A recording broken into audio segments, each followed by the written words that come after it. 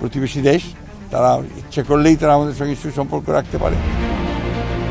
বাংলাদেশে সর্বশেষ জাতীয় নির্বাচনে জয়ী বিএনপির মহাসচিব মির্জা ফখরুল ইসলাম আলমগীর বলেছেন, ভারতের সঙ্গে বাংলাদেশের সম্পর্ক কোনো এক ইস্যুতে আটকে থাকা উচিত নয়। ঢাকায় দ্য হিন্দুর সঙ্গে একান্ত সাক্ষাৎকারে তিনি বলেন, দেশের স্বার্থে যেসব উন্নয়ন প্রকল্প রয়েছে সেগুলো দ্রুত এগিয়ে নেওয়া হবে এবং ভারতকে প্রধান অংশীদার হিসেবে ধরে রাখা হবে।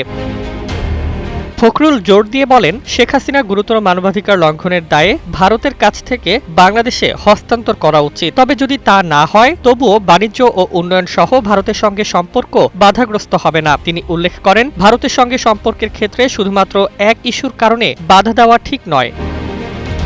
তিনি আরও বলেন, আওয়ামী লীগ সরকারের রেখে যাওয়া ঋণ ও মেগা প্রকল্প নতুন সরকারের পর্যালোচনার বিষয়।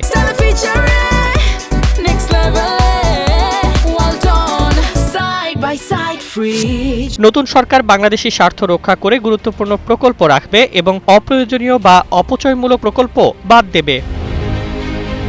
ফখরুল আশা প্রকাশ করেছেন, ভারতের কারিগরি শিক্ষা ও দক্ষতা উন্নয়ন খাতে যৌথভাবে কাজ করতে হবে। তিনি বলেন, দক্ষতার উন্নয়নের মাধ্যমে বিপুল সংখ্যক বেকার তরুণদের জন্য উপসাগরীয় দেশে চাকরির সুযোগ তৈরি হবে।